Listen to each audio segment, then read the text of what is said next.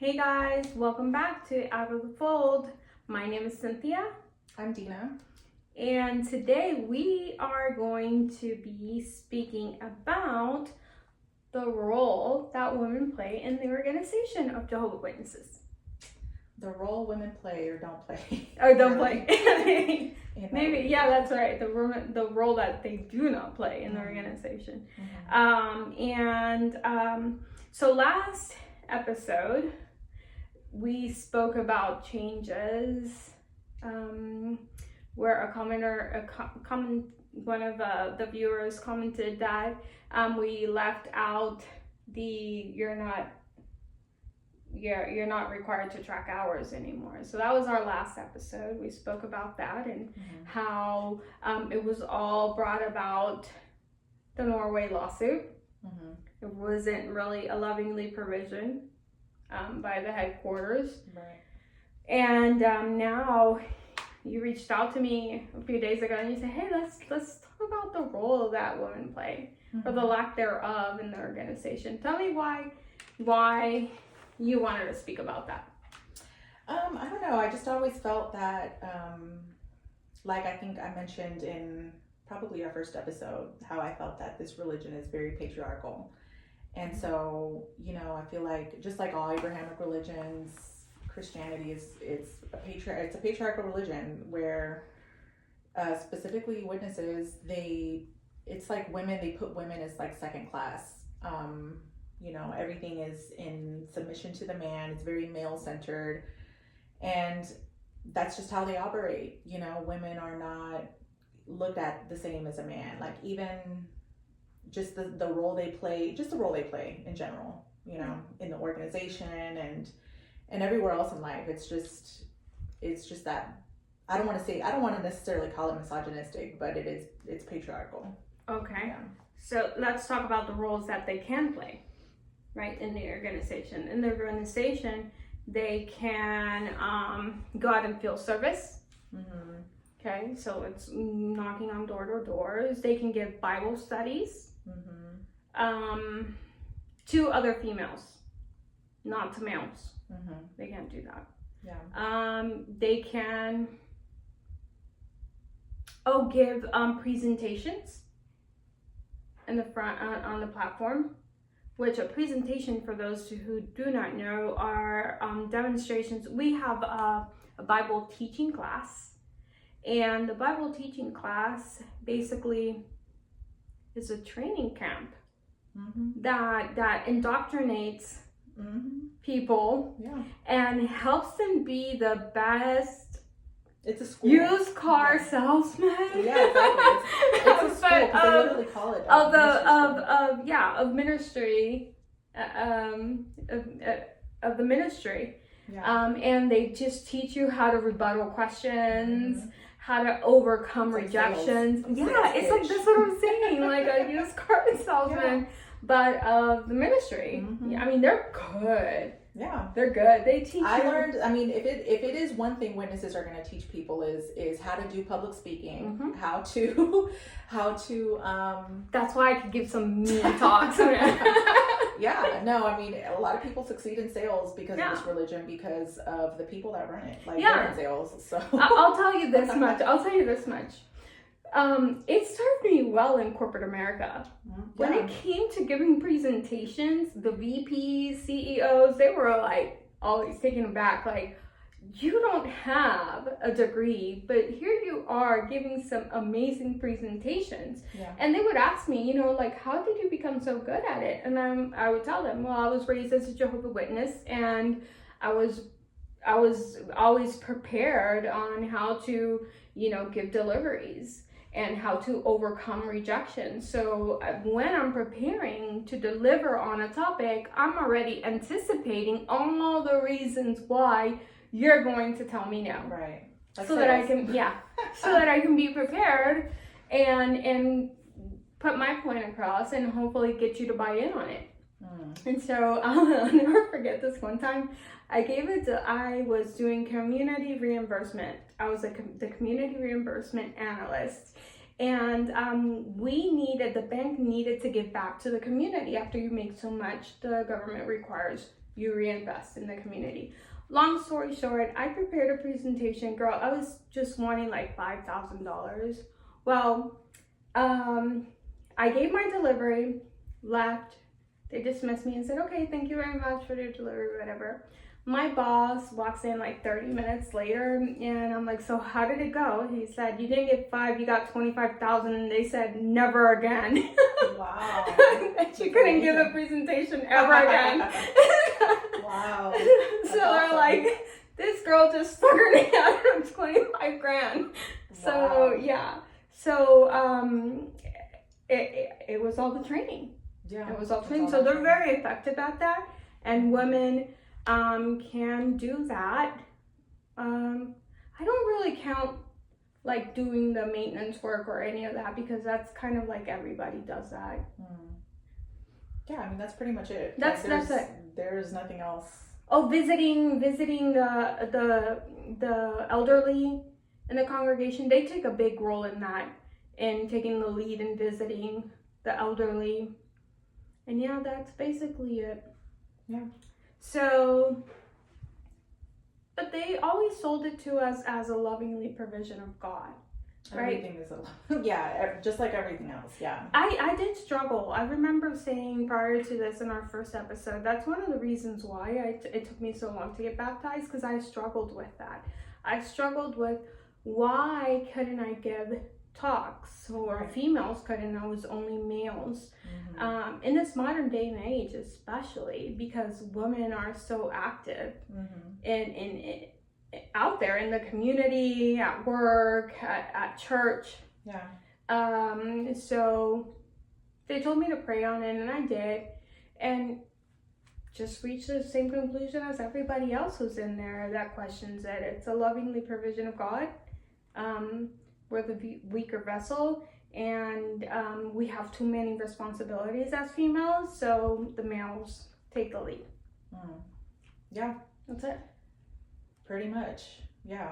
And so I feel like, I don't know, I just think it's just the way I've always felt in that religion when I was growing up, is that women are like not as important as a man.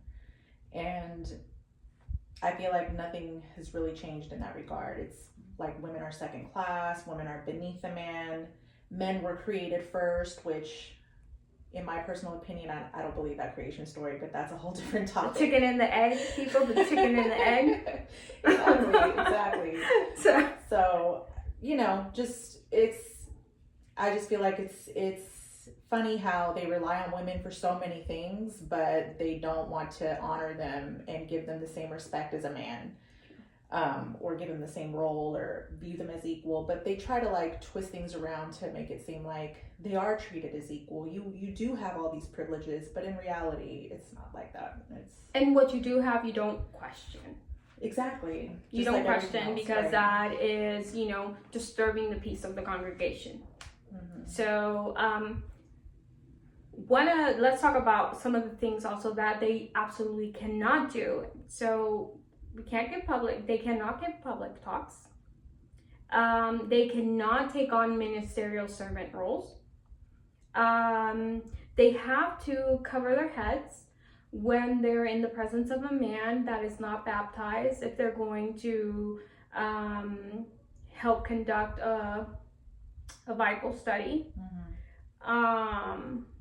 And another thing that I found very interesting is that we're allowed to comment, but we can never ever question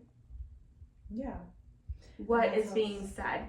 Right. So we just piggyback on the information that we have read. And by this, I mean, you could never say out loud, yeah, you know what? I disagree with that. Right.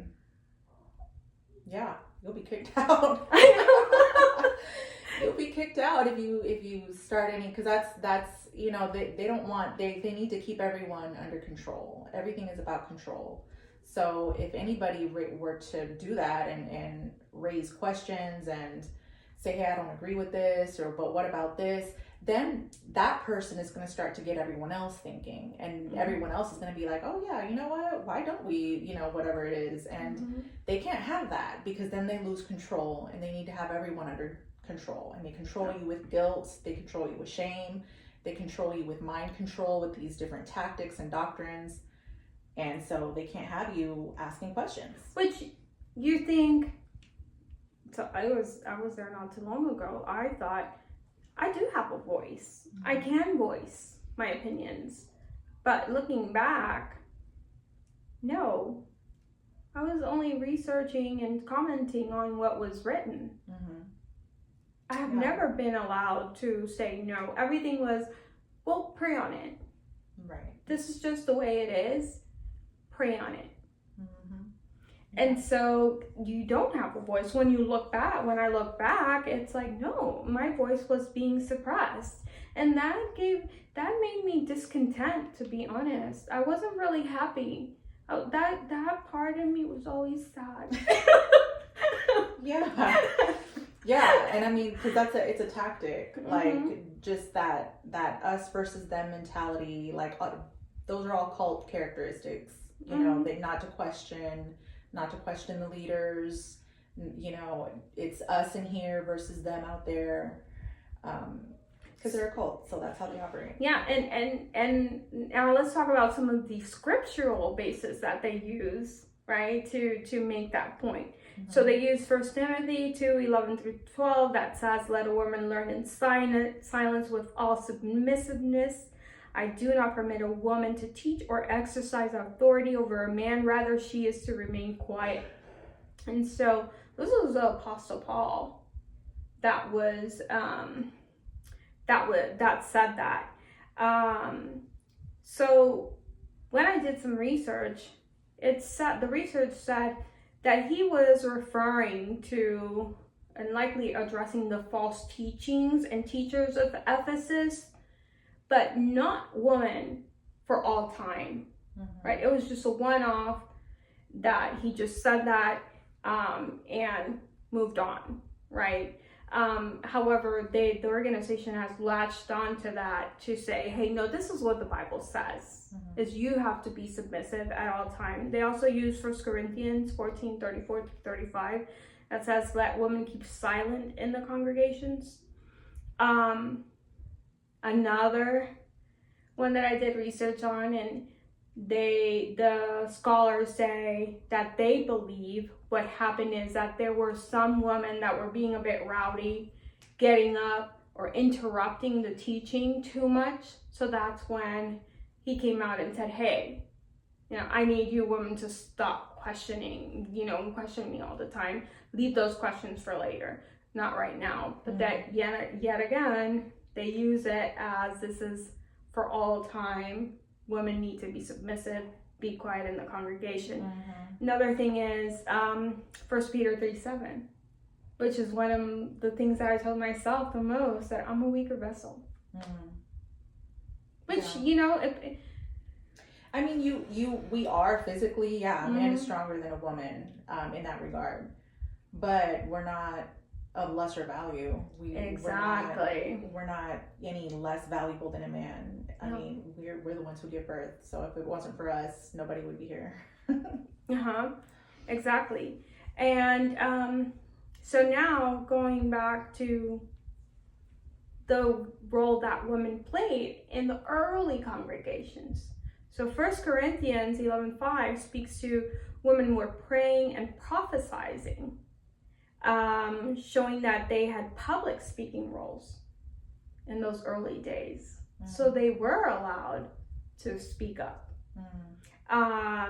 In Romans 16:1-2, Paul commends Phoebe, who the witnesses will argue was a deacon for all intents and purposes.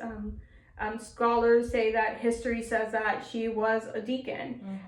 They said that when Paul was speaking to the Romans and sent her out there, they did not know her, so he had to give them her title. So they said it so that she came with a full authority sent by Paul. So they did have roles.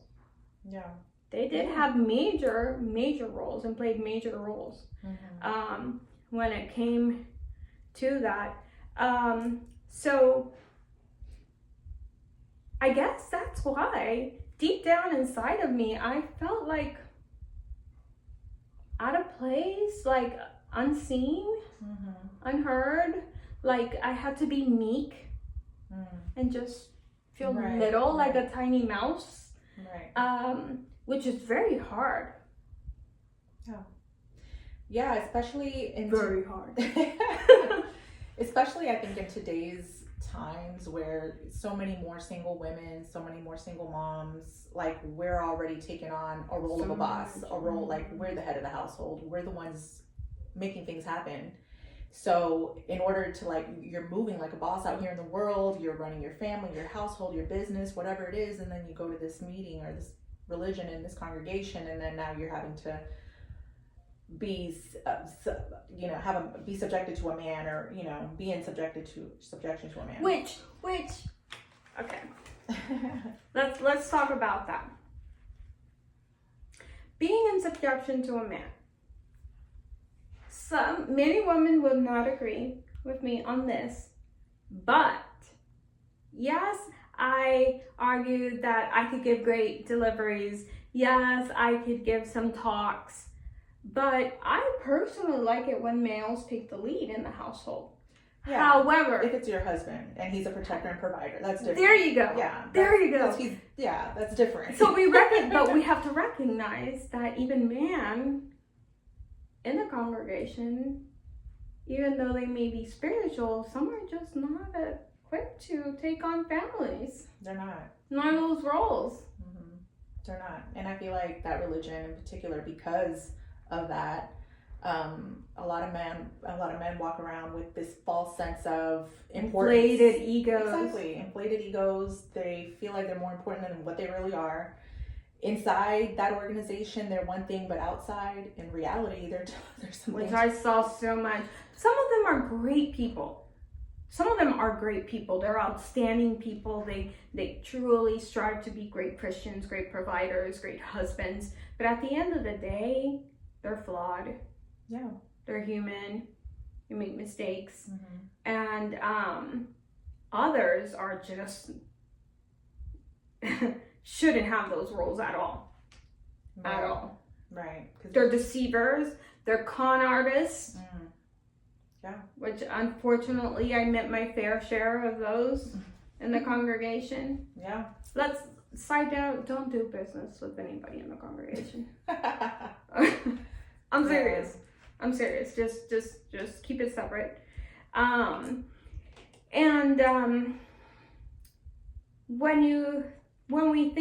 When I think about how did Jesus view women? Jesus, when he resurrected, the first people he appeared to were women. They were the women, the females, and said, go and tell everybody. And speaking to that, when you said women do a lot in the congregation, if it weren't for women, there would be no congregation. True. Because women are the ones that do all the preaching work. You see males out there, but males are not always around. When I was out in service, males would go out and do Bible studies. They would be in the service. They're not like the females that are always there in service the whole 3-4 hours. They go and they'll do 1 or 2. Some won't show up at all because they have other responsibilities. But it's mainly the women. So it's kind of like they're the bees. Yeah. Yeah. Go and get the honey. Yeah. And bring them back to us. Oh. Man. So do you think that it's limiting women? I think, maybe in a lot of ways it does limit women. Because like I said, not everybody, I don't know, like this religion has everything is so like, they have all these strict rules for everything. So yeah, I mean, well, yeah, and it does limit some women, the mentality, right, that they always have to be in submission. And submission is great. I respect my husband. Let me tell you, my husband is the voice of reasoning. When I want to overspend, that man will tell me no, and my no is no. I'm like, but no, and okay, right. So he keeps me grounded, not only in overspending, but rationale at times. I can get a bit unreasonable, just like anybody else, you know. I can say that I have an excellent family head.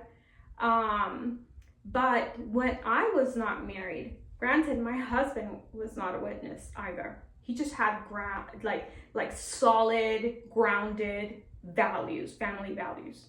So I think that's what makes him an excellent head. When I was in the organization, I kind of dated somebody once. It was a horrible experience, you know. It was horrible. And the things that were said to me by that man, you're like, you need Jesus. He said that? No, I was thinking to myself, and I told him, what? Yeah. You're supposed to be the spiritual head, and you're talking like this? Like, inappropriate sexual things. That's a topic for another day. Yeah, no. But yeah. Yeah, and so that discouraged me even more because I felt suppressed. I felt little. I felt like I wasn't being heard, like I didn't have a voice. So you feel kind of lost as a single mother in there. They do speak a lot about taking care of the widows and the elderly or whatever, but I felt so lonely. Yeah. When I was there, I feel like it's lonely. disempowering to a woman. It's not. Again, like you're treated like a second class citizen, like, you know, looked after. Exactly. Not. I don't know. Maybe I don't know how to put it into words and articulate it, but it's just that hierarchy system that they have, and women are beneath a man. Yeah, and maybe if we have some listeners out there that are females or had a mom, a single mother, or just in general, they have an experience of how these gender roles impacted them, not in such a good way. We would like to hear about that. Yeah. You know. Yeah, that would be good. Yeah, let us know how that affected you. And before we leave, let's be real here. In the congregation, it is something very different, especially if you have a Latina as a mother. Because my mom was meek in that congregation, but outside, oh yeah, heck no. My dad played, and my dad played to her beat. Yeah, it wasn't happening at home. Yeah, at all. So yeah, it was a good job. Yeah.